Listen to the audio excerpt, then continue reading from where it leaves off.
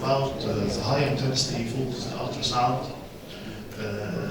as a new tool in treatment of tumors. First of all, we should consider the HIFU as an important application in treatment of the tumor because the HIFU is jumping to be non-invasive procedure, not using any external materials like needles or catheter. And it's very simple and very old idea about the HIFU application in the tumor. It's similar to the lens. So at the early of the past century, Dr. Light and Dr. Frey used the HIFU and considered it as a good tool for clinical application and medical application. But the problem is lacking of image-guided technology to use this ablative procedure. So this is very important for us as radiologists because with development of the radiology tools like MRI and ultrasound, we can use the HIFU guided by these applications.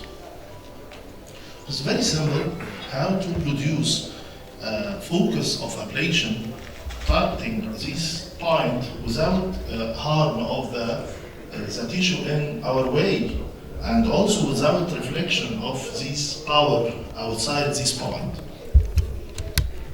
With development of the researches and development of the many ideas about the application of the HIFU, now we can get a precise point ranging from 0.3 till 1 millimeter, which can be concentrated power, and we can kill this point by thermal ablation to produce coagulative necrosis. We can use the HIFU as one single point and producing line, then making a different slice. Cumulatively, we can make a volume.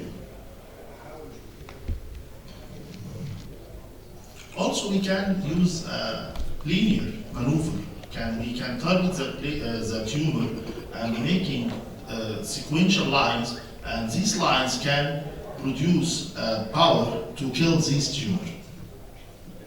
We have different types of HIFU. The HIFU may be guided by ultrasound or may be guided by MRI. And so this is a concern of radiologists. We must take in our consideration, it's our concern to use these tools and use the HIFU guided to treat our patient, and it will be a part of our intervention procedure. The MR guided is very precise, and we can use the MRI machine, but closed high Tesla machine to monitor the procedure. Also, we can use the real-time ultrasound to monitor the procedure with difference in usage of each modality. The MRI has an advantage because there is a thermal mapping which can give us an idea about the temperature, how the temperature reach about the point we deliver the power to it. But the ultrasound, in ultrasound we can use the real-time monitoring of the ablation, and we can see what, if any,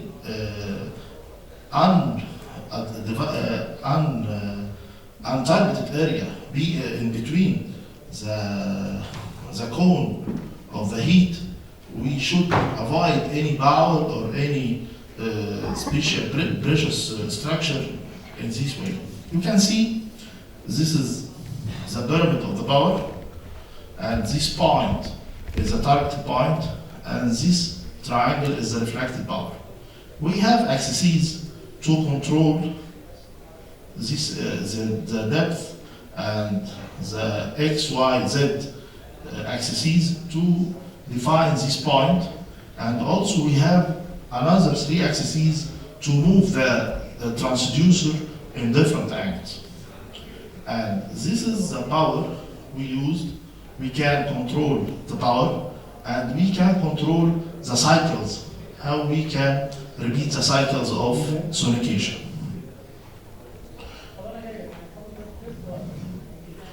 with respiration, we can monitor the lesion and produce power during the period we can target the lesion. We can avoid to injury any untargeted area. There is a current application of HIFO, the well-established and FDA approved usage of the HIFO now is the trimfibroid. And today we will not talk about the trimfibroid, we will talk the HIFO in malignant tumors, in liver, in kidney, in breast, in pancreas, in bone, and other soft tissue. Because this is very important issue to know the new application of this technology. The story started since 2004. There is a long series of patients produced by Dr. Zhang and Dr. Wang, about 10-year experience of ablation. And we can see the HIFO used in the liver cancer, bone tumors, breast cancer, soft tissue sarcoma, kidney cancer, and many applications also in the trial myeloma. But is the HIFO is the replacement of all the technology of interventional procedure or thermally ablative procedure? No, it's just one of the family of ablation. It's not a new treatment replacing all the treatment. We can put the HIFO in its correct place to make a development in technology of intervention and ablation. All of us, we can face some cases we can't do anything for it, like tumor in difficult location of the liver, like this tumor in the surface. We can treat it easily by thermal ablation, but in HIFO we can face this problem and treat the patient. In this case, there is a caudate loop lesion. You can see this is very difficult to approach this area with percutaneous treatment, but in HIFO we can approach this and we can treat this lesion. You can see the ultrasound is very clear image. You can precise very well the lesion and you can control the power and control the axis, and you can produce controllable power and controllable time of sonication to ablate the lesion. This is a very difficult located lesion. Besides IFC, you can treat it only by HIFO. Sometimes we do this by radiofrequency, but it's very difficult. But in this case, we can do radiofrequency because this lesion is insinuating between the portal vessels, and we can't ablate it safely by percutaneous approach. Also in this case, this is another situation we can use the HIFO. After treatment with DACE, we can produce consolidation state of the HCC, and we want to ablate the lesion. The HIFO may play a role in this situation. This is a famous problem.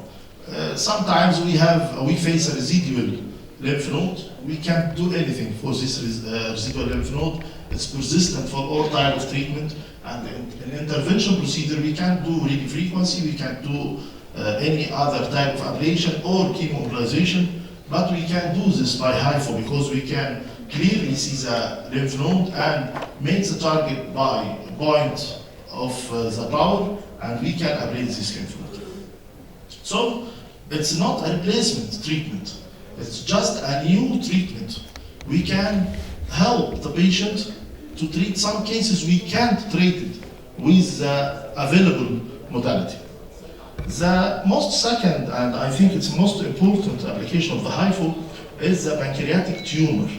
And now this is widely applicable in many countries. And I think throughout the next years, the HIFO will play a very important role in cancer pancreas. In two issues. The first issue, to cytoreduction of the tumor and to help to reduce the amount of chemotherapy. And the second most important thing is to downstaging the tumor to be operable from stage 3 and 4 to be stage 1 or 2 and to be operable. And this is very important application. of the cases of the cancer pancreas are unresectable and cannot be treated surgically. Only very small number of patients can be treated surgically. You can see we put the patient on prone position and target the region and make sonication times controlled by the tumor size, and also we can control the power according to the vascularity of the tumor, and we can use accessories to make pressure on the abdominal wall to facilitate this process. Many cases of cancer pancreas treated all over the world using the HIFU, either MR guided or ultrasound guided, even after the patient puts a metallic stent, and this is with no hazards from this metallic stent. Also, you can see this is a tumor, and this is before, and this is a bit after, with complete ablation of the tumor. Even if the tumor encasing the vessel, we can make a linear or dot and divide the tumor to produce multiple ablated area with different size. You can see many cases with these results. Also, we can use the HIFU as an adjuvant treatment with chemotherapy in primary tumor of the musculoskeletal system. You can see this is before HIFU and this is after HIFU, but it's not the solo treatment. We use it as an adjuvant treatment. In metastasis, this is a very important rule of HIFU because it's proved to be reduce the tumor size and reduce the pain. And this is very important complaint of the patient with bone metastasis. Also, the chest wall tumors. We can't do anything for the chest wall tumor by the common procedure we used in ablation. You can see the anterior abdominal wall tumor. What we can do with the other procedure of intervention. Also, there is a trials for treating the breast tumors, with small size breast tumor, and there is many lectures that talked about this with sufficient results. But I think the breast is another issue. How we can deal with an ablation, with thermal ablation with the breast is very important and need a multidisciplinary decision. What's the future? The future is the usage of HIFU also is non-ablative technique, like target drug delivery. This is very important.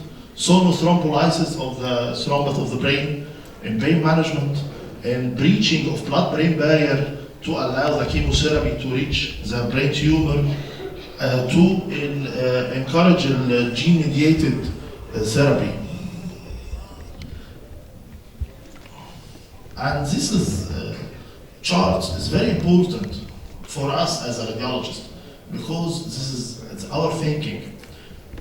We can see from this chart how the HIFU developed.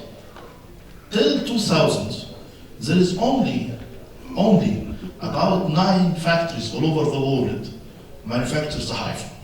But at 2014, there is 28 manufacturers.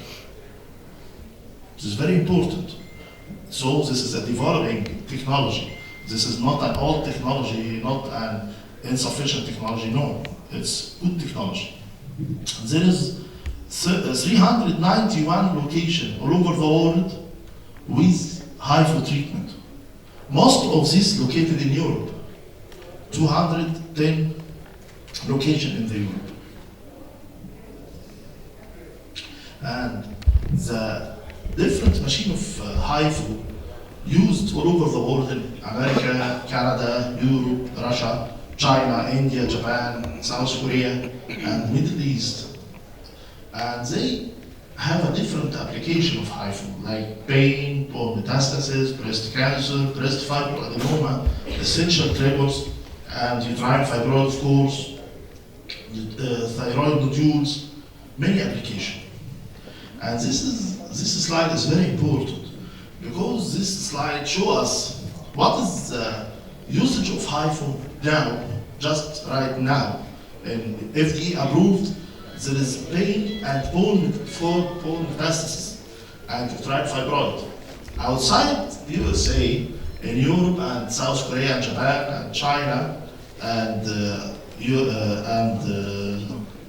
South America, there is another application of HIFU widely used in many locations like liver cancer, kidney cancer, breast fibroadenoma, breast cancer, osteoid by MR guided, pain from bone metastasis, pancreatic cancer, which should play an important role. Also, MR HIFU will play an important role in Parkinsonism and the drug delivery for the brain. So it's very important for us as a radiologist to know this technology should be our technology, should be guided by us, not by others, because it's related to our machines, it's related to ultrasound, it's related to MRI. We should promote this to use the HIFU either by MRI or either by ultrasound guided, but this is our technology, not the other technology. Thank you.